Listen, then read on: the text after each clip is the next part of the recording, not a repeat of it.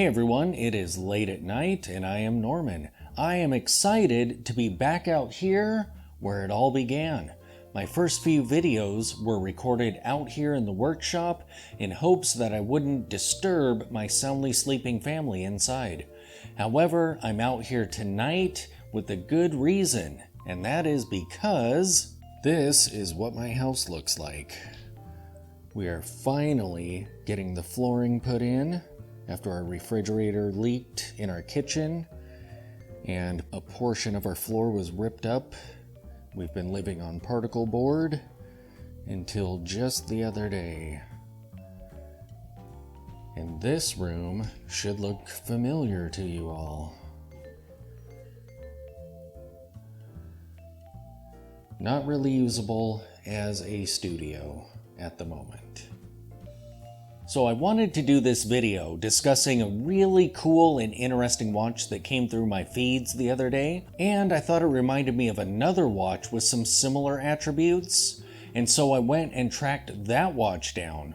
However, upon reading the history of that brand, I realized that that is the watch that I want to discuss. I will be circling back around to that watch that I did want to talk about, but let's talk about this one first.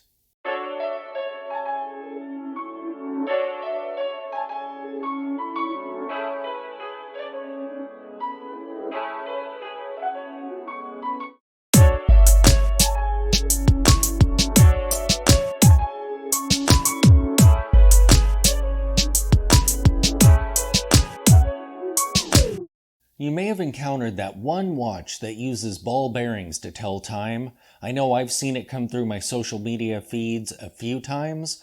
I've never really looked into them because I wasn't really that into their aesthetics. And when I was prepping for this video, I had no idea what they were called or what brand made them. So I took to the internet and did a whole bunch of image searches until I finally tracked down the brand. And it's called Eone. And the watch is called the Bradley. I kept exploring their site, looking for some confirmation on how exactly to pronounce the brand's name. And that was when I started reading the brand's history. And as I said, I didn't really care for the aesthetics. It turns out that that is actually a moot point. The Bradley watch was designed primarily to be felt rather than looked at. The brand's founder, Hyung-Soo Kim, wanted to design a watch for the blind. He had been made aware of the bleak watch options for the blind by a friend of his. Now the watch's design choices made perfect sense to me. The watch is called the Bradley watch, named after former naval officer Bradley Snyder. He became blind while defusing bombs in Afghanistan, but he overcame. He later competed in the Paralympics and shattered a world record as well as winning multiple gold and silver medals. These watches aren't merely unique and artistic looking, they give people whose options are either talking watches or delicate tactile watches another option. The Bradley watch is available in different colorways and variations of the dial. The Bradley watch uses raised indices with a triangle or larger marker at the 12 o'clock and a long batten marker for the 6 o'clock.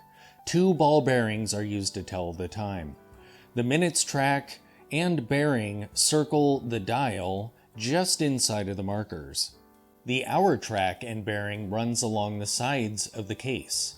The bearings are held in position by magnets, I believe, due to the fact that if they move out of place, you can shake your wrist a bit to get them to snap back into place. Although I'm wondering how often this happens, because that could be a potential pain point with these watches. So you could tell the time using 2 fingers and a thumb by feeling the sides of the case for the hour marker and using your finger to fill the minutes track. The specifications of this watch. The case size is 40 millimeters. They also have a murdered out piece that comes on a mesh bracelet in 36 millimeters, which is a really good size. The case height is 11.5 millimeters. The strap width is 20 millimeters. The watch uses a low-set lug adapter to avoid interfering with the hour track. I actually like the look of this adapter. The case material is stainless steel, and the watch is splash-proof. So I was wrong about this being a watch designed simply to be super rugged.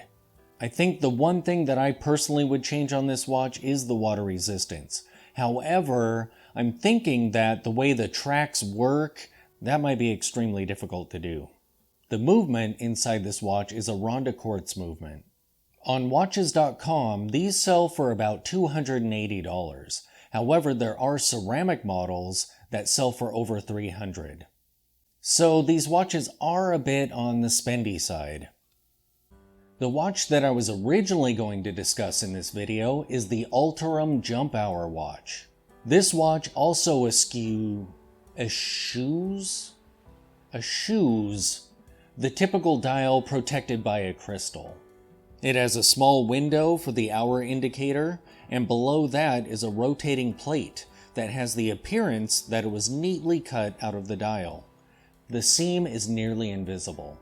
Etched into the front of the case, around the disc, are the minutes indices.